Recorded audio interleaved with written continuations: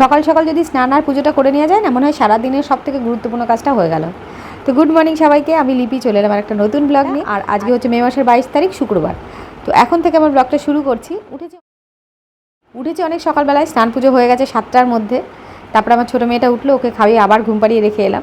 এত সকাল সকাল স্নান পুজোটা করে নেওয়ার কারণ হচ্ছে, কোথাও যখন বেরোবো তো তখন আমি চেষ্টা করি যে যেটা গুরুত্বপূর্ণ কাজ, যেটা আমাকে করতে হবে, সে কাজটাকে সেরে নেওয়ার, মানে যতটা সম্ভব হয়। কারণ বাচ্চাদেরকে কিন্তু কোনো টাইমের ঠিক নেই, ওরা ওদের মুড মতো চলবে, সেইভাবে তোমাকে রেডি করতে হবে ওদের। তো সেই কারণে আমি আমার নিজের কাজগুলো গুছিয়ে রাখি। তো তারপর এখন সারাদিনটা কেমন যাবে সেটা তোমাদের সঙ্গে শেয়ার করবো, দেখতে থাকো। এখানে দেখো আমি ব্যাগপত্র সমস্ত কিছু গুছিয়ে নিয়েছি। ওই ঘরে তো মেয়েরা ঘুমাচ্ছিল, তো আমি সেই কারণে ব্যাগপত্র জিনিসপত্র সব এই ঘরে নিয়ে এসেছি। এইখানে বসে বসে সব গোছালাম, মোটামুটি সব গুছিয়ে ফেলেছি। এবার একটা দুটো হয়তো মনে পড়তে পারে যে এটা নেওয়া হয়নি সেটা নেওয়া হয়নি, সেগুলো নেবো। যেমন ব্রাশগুলো রয়েছে, ওষুধ, থার্মোমিটারটা এখন ঢোকানো হয়নি, ওটা ঢুকিয়ে নেবো। আর বাদ বাকি সব মোটামুটি মনে হচ্ছে গুছিয়ে নিয়েছি। আর আমরা যে জামা কাপড়গুলো পরে যাব সেইগুলোই যে এখানে এইভাবে রেখে দিয়েছি। এখানে ওই দুই মেয়েরটা আছে, আমারটা আছে। এখন বাজে হচ্ছে কটা, 10:30। রেডি হয়ে গেছি আমি। মেয়ে একটা রেডি হয়ে গেছে, আমার বড় মেয়েটা রেডি হয়েছে। ছোটো মেয়েটাকে স্নান করাবো কিনা ভাবছি ওই বাড়িতে গিয়ে স্নান করিয়ে দেবো। ঘুমোচ্ছিল, উঠে পড়েছে, ওকে রেডি করে নিলেই আমরা রেডি, বেরিয়ে পড়বো। চললাম। হ্যাঁ টাটা। মেয়েদের সামলাবা, আমি চললাম আগে। হ্যাঁ হ্যাঁ টাটা টাটা যাও। রেডি আমি পুরো, এখন ওই ছোটটাকে রেডি করলেই বেরোতে পারি।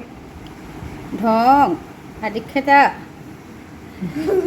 এত তাড়াহুড়ো করেও সকাল সকাল আর বেরোনো হলো না। বেরোতে বেরোতে সেই 10:30 বেজে গেল। বাচ্চা কাচ্চা নিয়ে বেরোনো, বুঝতেই পারছো, একটাকে রেডি করছি তো আর একটার পটি, হিসু ইত্যাদি ইত্যাদি। শেষ পর্যন্ত 10:30টার সময়, 10:35-এর সময় বেরোলাম। 1 বছর 1 মাস পরে আমি বাড়ি যাচ্ছি। লাস্ট গেছিলাম আমার বাবার কাজে, বাবার পারলৌকিক ক্রিয়াতে। তারপরে আর যাওয়া হয়নি, আমার পুচকু পেটে ছিল, জার্নি করা বারণ ছিল। আর সত্যি কথা বলতে তখন যেতেও ইচ্ছে করেনি।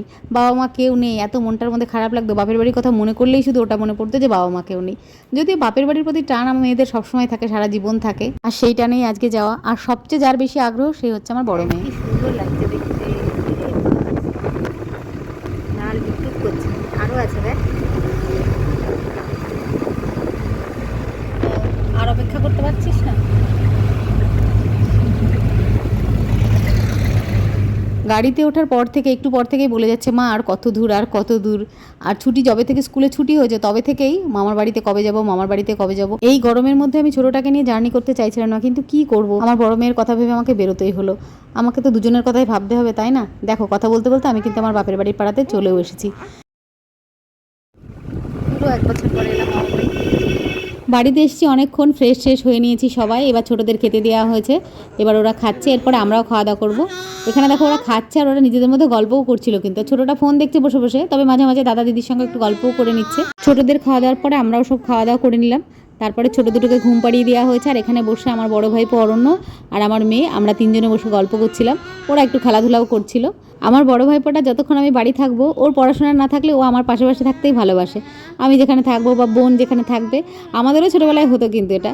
এখন বিকেলবেলায় একটুখানি বেরিয়েছি বাড়ির সামনে রাস্তায়, প্রচণ্ড গরম যদিও, কিন্তু হালকা হালকা হাওয়াও দিচ্ছিল। তো সেই কারণে একটুখানি পাড়ার দিকে হাঁটাহাঁটি করছিলাম। আর পাড়ার মধ্যে হাঁটলে যা হয়, সবাই জিজ্ঞাসা করছে কবে এলি, কী ব্যাপার। আর আমার ছোটো মেয়ে প্রথমবার এসছে, ওর ব্যাপারেও সবাই জিজ্ঞাসা করছে।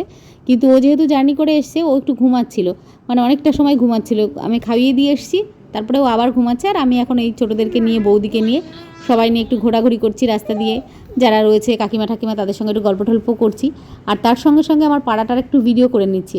কারণ যেভাবে আজকাল পাড়াটা চেঞ্জ হচ্ছে, মানে আমি 1 বছর আগে এসেছিলাম, তার সঙ্গে কত পরিবর্তন হয়ে গেছে, কত নতুন নতুন বাড়িঘর হচ্ছে, মানে পুরনো বাড়িগুলো ভেঙেছিল, নতুন বাড়ি হচ্ছে।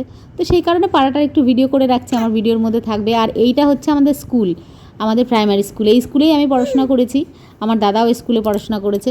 তবে স্কুলের চেহারাটা তখন অন্যরকম ছিল, এখন অন্যরকম হয়ে গেছে। তবে আমাদের সময়কে স্কুলটা যেন বেশি ভালো লাগতো, মানে আমাদের মনের কাছাকাছি ছিল। আর এইটা হচ্ছে আমাদের বাড়ি। আমাদের বাড়ি মানে এই পোর্শনটাতে কাকু থাকে, আর সামনের যে পোর্শনটা ওটা আমাদের, মানে আমার দাদা থাকে। তবে আমার কাছে পুরোটাই আমার বাড়ি। আর এইটা হচ্ছে আমার বাবা মায়ের দোকান ছিল, কিন্তু এখন আর দোকান নেই। যেই মানে দোকানের মালিক তারাই নেই, দোকান কী করে চলবে। এই দোকানটা আমার মায়ের ভীষণ প্রিয় একটা জিনিস ছিল। মা চলে যাওয়ার পর বাবা এই দোকানটা টুকটাক চালাচ্ছিল। আর আমরা যখন এরকম রাস্তা দিয়ে হাঁটতাম, আমার মেয়ে ছুটতে চলে যেত দোকানে গিয়ে, দাদু একটা চকলেট দাও, একটা এটা দাও সেটা দাও। ওখান থেকে খাতা নিয়ে ওর লেখা এই সব জিনিসপত্র সব মনে পড়ছে। তো দেখো, কিছুক্ষণ হাঁটাহাঁটি করে এবার বাড়ি চলে এলাম। আর সেদিনকার মতো ভিডিওটা এখানেই শেষ করেছি। তার পরের দিনের ভিডিও আবার শুরু হবে।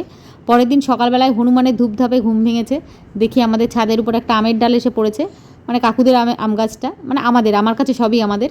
তো সেই আম ডালটা এসে পড়েছে, আর সেই আমের ডাল থেকে সমস্ত আমগুলো পেরে পেরে হনুমানে খাচ্ছে থেকে বড় কথা টিনের ওপর এমন লাফালাফি করছে। ছাদে দুটো ঘর আছে টিনের শেড দেওয়া, সেই ঘরগুলোকে পুরো একদম মানে টিনগুলোকে যাচ্ছে তাই করে দিচ্ছে। তো সেই কারণে ছাদে এসেছি হনুমান তাড়াতে, আর সঙ্গে কয়েকটা আম পড়েছিল সেগুলোও সব তুলে নিলাম। দেখো কি সুন্দর হাওয়া দিচ্ছে। আর এখন হচ্ছে কিছুক্ষণ পরে বৌদি এখানে পান্তা ভাত মাখছে, আর আমি এখানে বসে আছি পান্তা ভাত মাখা খাবো বলে। আর এখন দেখো দুটো পাখি এসছে স্নানের পরে, এটা আমার স্নান হয়ে গেছে তখন, দুটো পাখি এসে এমন টি করছে, এখানে জল পড়ে রয়েছে, ওরা জল খাচ্ছে, স্নান করছে, সেটাই দেখছিলাম আর তার সঙ্গে ভিডিও করে নিলাম। এমন সুন্দর দৃশ্য তো আজকাল আর আমি আর দেখতে পাই না। স্নান করে আমি মাথায় চিরুনিও দিইনি। সময়টা হচ্ছে বিকেলবেলা, বেশ মেঘ করেছিল, একটুখানি ঝোড়ো হাওয়া মতন হলো, তারপরে রাস্তার সামনে এসে দাঁড়িয়েছিলাম। পরিবেশটা বেশ ঠান্ডা হয়ে গেছে। এখানে আশেপাশে বাড়ি সব কাকিমারা এসছে, ওদের সঙ্গে গল্প করছি। আর আমার মেয়ের মুডটা একটু খারাপ, কারণ মামা মামি বেরিয়েছে একটু বাজার করতে, টুকিটাকি জিনিসপত্র কিনতে, আর ওকে বলেছিল ওকে নিয়ে যাবে। ইতিমধ্যে এমন কালো মেঘ এলো, আমি আর যেতে দিইনি, তো সেই কারণে একটু মুডটা খারাপ হয়ে গেছে। তবুও সাইকেলটা বের করে দেওয়া হয়েছে ভাইয়ের, সেটা নিয়ে একটু চালাচ্ছে। তো কিছুক্ষণ গল্প টল্প করে বাড়ি চলে এলাম। আর এখন আমার মেয়ের মুড আবার ঠিক হয়ে গেছে, কারণ মামি খাবার নিয়ে এসেছিলো, চাউমিন নিয়েছে, চাউমিন খেয়ে বড়টা চলে গেছে পড়তে, আর এরা দুই ভাই বোন এখন খেলা করছে। আর আমার ছোটো মেয়েকে খাইয়ে ঘুম পাড়িয়ে দিয়েছি, ছোটো মেয়ে ঘরে ঘুমাচ্ছে। আমাদেরও চা খাওয়া হয়ে গেছে। আর এই দুটো যেহেতু খেলা করছে, আমি একটু পাহারা দিচ্ছি এদের।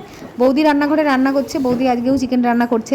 আমার মেয়ে যেহেতু মাছ একদমই খেতে চায় না, তো সেই কারণে এখানে আসার পরে বেশিরভাগ দিন ডিম বা চিকেনই করা হয়, চিকেনটাই বেশি পছন্দ করে। সেই কারণে মামার বাড়ি এলে অদ্রিজার একবেলা করে চিকেন থাকতেই হবে, মানে থাকতে হবে না, ওর মামা মামি সেই ব্যবস্থা করে। ও বায়না করে না, ও খুব লক্ষ্মী মেয়ে, ও এসবের বায়না করে না, কিন্তু ওর মামা মামি ব্যবস্থা করে দেয় যাতে ও একবেলা করে চিকেন খায়। তো সেদিন এইটুকুই ভিডিও করেছিলাম, এইটুকুই তোমাদের সঙ্গে শেয়ার করলাম, বাকিটা পরের ভিডিওতে।